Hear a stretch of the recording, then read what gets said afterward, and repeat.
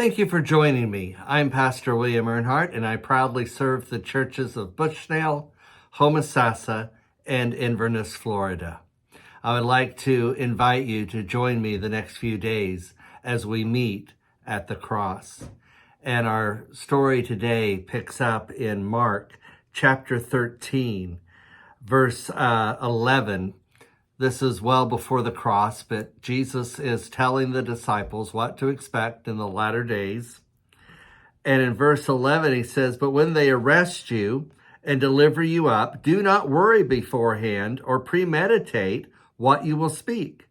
But whatever is given you in that hour, speak that.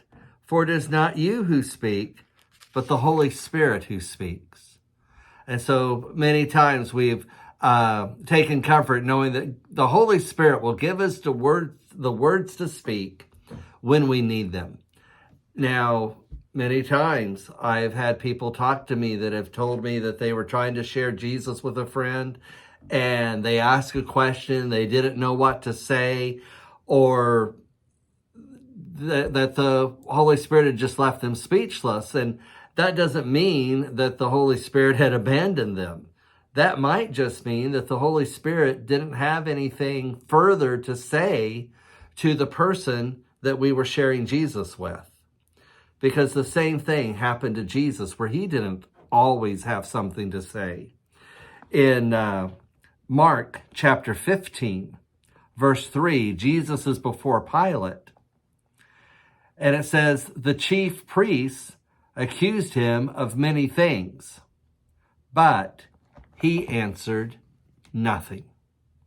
So even Christ, when he was questioned, didn't always have something to say. Sometimes he just said nothing.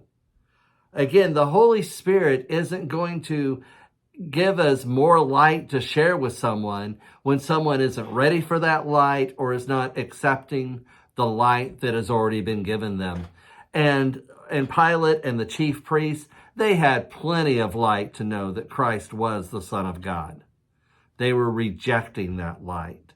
And so the Holy Spirit had nothing more to say to them. Therefore, the Holy Spirit gave Jesus nothing more to say. And so it says that he answered nothing. Sometimes answering nothing is the correct response. Years ago, a church leader said something about me behind the pulpit that was totally untrue and derogatory.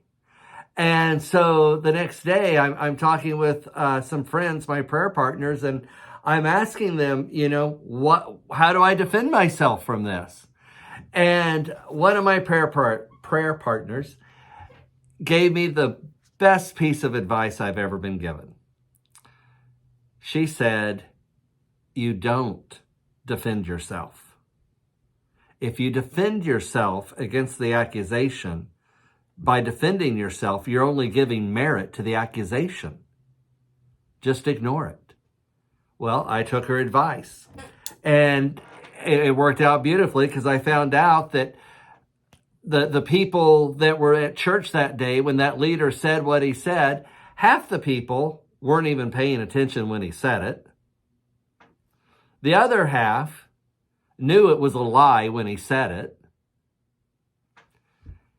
And then other people, I know I just did half and half, but the other people left over after both halves also found out in just a matter of no time that what was said was totally false. And that was the best piece of advice I had ever been given. Don't defend yourself against a false accusation.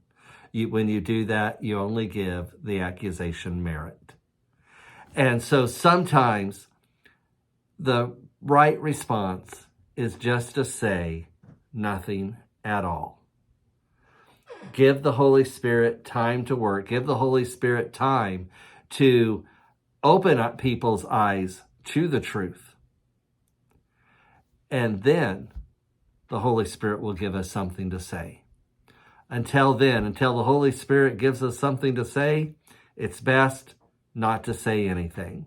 That's the example Jesus gave us, and that is a very safe course to follow.